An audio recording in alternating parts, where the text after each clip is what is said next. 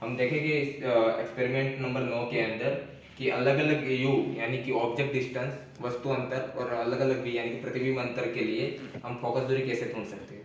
तो सबसे पहले इस एक्सपेरिमेंट के अंदर यहाँ पे कनकेव मिरर, बराबर, अवतल दर्पण इसके ऊपर रख देंगे पहले, और अवतल दर्पण के सामने एक वस्तु रख दी है मैंने, एक ऑब्जेक्ट में रख दी है। फिर अब फिलहाल तो मैंने ये पहले से सेट करके रखी है, आप इसको अभी मैं देख लेता हूँ पहले सेट है कि नहीं, फिर आप कैमरे के जरिए देख सकते हो। अब इसके अंदर सेट है, बराबर है।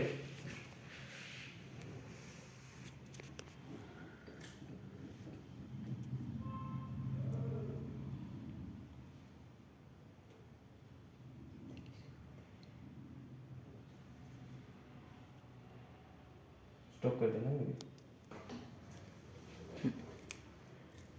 यहाँ पे हमने अभी देखेंगे कि ये कैसे मैंने सेट किया हुआ है, आप देख सकते हैं कैमरे के अंदर।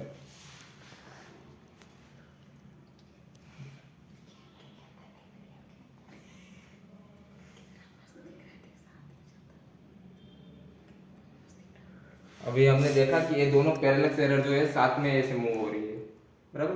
सॉरी, पैरेलक्स एरर हमें रिमूव करनी है। ये दोनों पिन साथ में मूव हो रही है, दोनों पिन साथ में मूव हो जानी चाहिए, ये हमारा एम होता है इस एक्सपेरिमेंट में।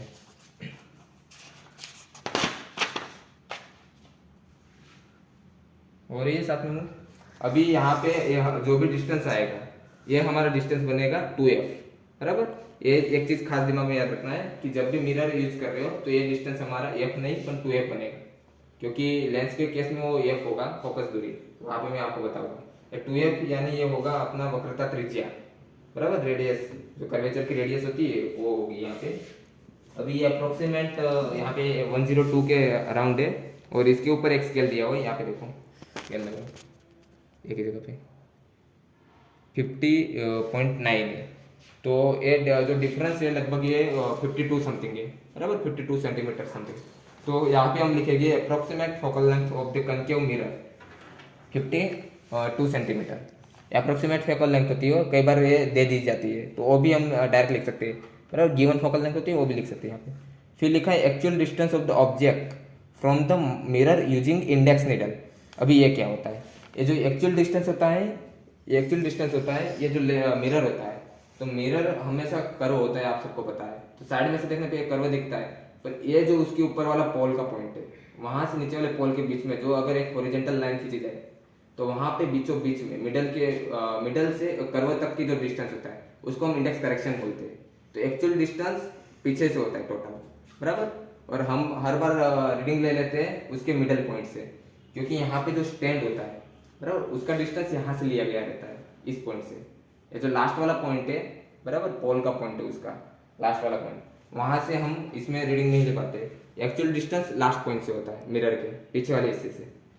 तो actual distance of the object from the mirror using index needle L note, वो लास्ट डिस्टेंस से होगा, वो हमें दोरी से हम कैलकुलेट कर सकते हैं, या तो ऐसे केस में जहाँ पे दोरी ना हो तो हमारा जो भी रीडिंग आया वो उसके अंदर हम प्लस करके लिखेंगे, बराबर।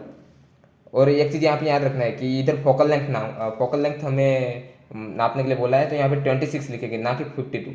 52 है हमारा टोटल कर्वेचर है, बराबर, रेडियस ऑफ कर्वेचर है। फोकल लेंथ ना मांगा है तो आधा करके लिखेंगे। Observe distance of the object from the mirror L not prime, position of mirror upright to position of object pin upright on the scale. अभी ये क्या होता है, तो कि position of the object pin upright यानी ये वाला जो हमने शुरुआत में रीडिंग लिया था वो, और मिरर की स्टैंड जो पोजीशन है वहाँ की अपराइट की पोजीशन है, वो दोनों के बीच का डिस्टेंस को हम बोलते हैं ऑब्जर्व डिस्टेंस। यानी आपको दो कंसेप्ट इसमें समझने हैं, एक ऑब्जर्व डिस्टेंस का और एक्चुअल डिस्टेंस का। ऑब्जर्व डिस्टेंस वो होते हैं कि लेंस के या तो मिरर के सेंटर से नापा गया डिस्टेंस, और एक्चुअल डिस्टेंस वो होता है लेंस और मिरर इन दोनों के पोल से नापा गया डिस्टेंस। तो इंडेक्स करेक्शन में हम एक्चुअल डिस्टेंस और ऑब्जर्व डिस्टेंस दोनों की माइनस लेते हैं, बराबर, दोनों को सब्ट्रैक्ट करते हैं एक दूसरे में से। यहाँ पे एक चीज़ याद रखना है कि कई बार कई केस में आपको धागा ऐसा सब प्रोवाइड नहीं करते एग्जाम के दौरान, तो आप तब क्या करेंगे, तो आप अप्रॉक्स 0.5 सेंटीमीटर ले सकते हैं, बराबर, या तो फिर लैब इंचार्ज से इसको इंडेक्स करेक्शन पूछ सकते हैं। और इमेज पिन और ऑब्जेक्ट पिन का इंडेक्स करेक्शन सेम ही होता है, इसलिए इमेज पिन के लिए भी इंडेक्स करेक्शन वही होगा और ऑब्जेक्ट पिन के लिए भी उतना ही होगा। अब आगे बढ़ते हैं टेबल के ऊपर। तो सबसे पहले मिरर को हम एक कंडीशन पे रख देते हैं, यहाँ पे 0 पे लिया है पर फिलहाल हम इसको 100 पे रख देते हैं।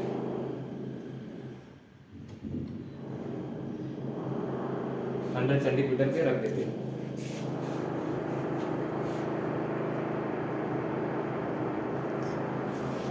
और 100 सेंटीमीटर पे रखने के बाद ये जो हमारा 2f डिस्टेंस था इससे थोड़ा आगे, बहुत नहीं दूर जाना है, थोड़ा सा ही आगे u और u डिस्टेंस मान के ऑब्जेक्ट को रख देंगे, जो डिस्टेंस हमारा ऑब्जेक्ट डिस्टेंस के नाम से हम जानेंगे आगे। और यहाँ पे एक दूसरी पिन लगाएंगे वाइट कलर की, बराबर। एक कलर पे कोई इसका ये नहीं है, कोई भी लगा सकते हो, पर वो जो हमारा रहेगा वो होगा इमेज डिस्टेंस। इसके लिए हमें पहले इसको सेट करना पड़ेगा।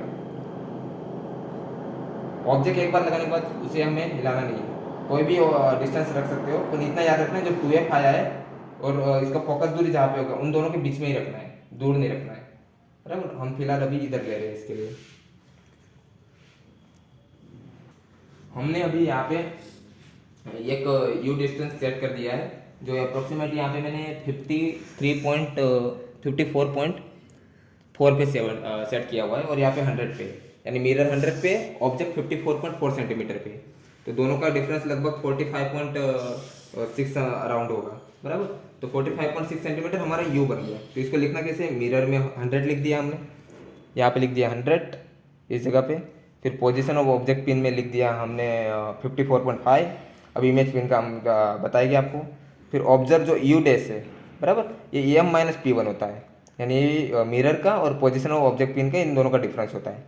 और ऑब्जर्व v डैश है वो मिरर और इमेज पिन इन दोनों का डिफरेंस होता है, ठीक है। फिर आगे करेक्टेड ये सब तो आपको पता चल जाएगा, उसकी कैलकुलेशन दी गई है। अब देखते हैं इमेज पिन के लिए, थर्ड वाली कॉलम के लिए। तो इसके अंदर मैंने सेट कर रखा है ऑलरेडी। ऐसी जब इमेज दिखेगी तब हम मानेंगे कि इमेज आया है। हमको ये जो ऑब्जेक्ट रखा है, रेड वाले को ऑब्जेक्ट माना है, व्हाइट वाले को इमेज माना है। तो जो रेड वाली पिन है उसकी इमेज, मिरर के अंदर जो इमेज दिख रही है रेड वाले की, वो और रियल में जो व्हाइट वाली पिन है वो दोनों एक दूसरे के ऊपर हमें दिखनी चाहिए। आप यहाँ पे देख सकोगे कि जो लाल कलर की पिन है वो उसके अंदर जो व्हाइट कलर की पिन है उसके ऊपर दिखेगी एग्जैक्ट। दोनों साथ में जा रही है, साथ में आ रही है।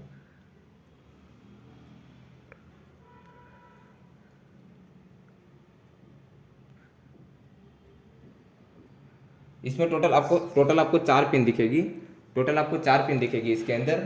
पर इसमें आपको इसमें वो नहीं हो जाना है कि कई बार ऐसा होगा कि ये 4 पिन है तो आपका तुरंत ही कन्फ्यूजन हो जाएगा आपके दिमाग में। पर ऐसा कन्फ्यूज नहीं होना है। आपको एक चीज़ याद रखना है कि ये जो रेड पिन है, या रेड पिन की अंदर इमेज दिख रही है उसी को सिर्फ कंसीडर करना है, व्हाइट वाले की इमेज को कंसीडर नहीं करना है।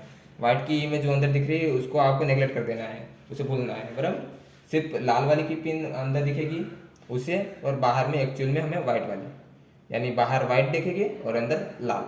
इस तरीके से आपको ध्यान से देखना है, बराबर। तो अभी अगले रीडिंग के लिए हम क्या करेंगे कि ये जो ऑब्जेक्ट है हमारा, बराबर, इसको बदल देंगे। अब देखते हैं इमेज पिन का रीडिंग कैसे लेंगे। तो इमेज पिन के रीडिंग के लिए यहाँ पे देखेंगे, यहाँ पे रीडिंग क्या आया है 40.3 सेंटीमीटर इस पॉइंट पे, बराबर। 40.3 सेंटीमीटर इमेज पिन में लिख देंगे हम यहाँ पे थर्ड वाली कॉलम में 40.3 सेंटीमीटर। और दूसरा रीडिंग के लिए हम ये ऑब्जेक्ट को थोड़ा आगे ले लेंगे, बराबर, इसकी पोजीशन से आगे ले लेंगे और इसे फिर से सेट करेंगे एक जगह पे। अब सेट करने के लिए आपको 3 रास्ते होते हैं। इसको ऊपर नीचे भी कर सकते हो, बराबर, ऊपर नीचे करो, दाया बाया कर सकते हो। इस स्क्रू से आप इसे धीरे धीरे होता है, बराबर, इधर उधर दाया बाया दोनों तरफ होता है, और आगे पीछे भी कर सकते हो। और ये तो इस तरीके से तीनों तरह के रोटेशनल ट्रांसलेशनल मोशन देके आप इसको आराम से सेट कर सकते हो। और सेट करने के बाद आपको 3 से 4 रीडिंग लेनी होती है। 4 रीडिंग इनफ है इस प्रैक्टिकल के लिए।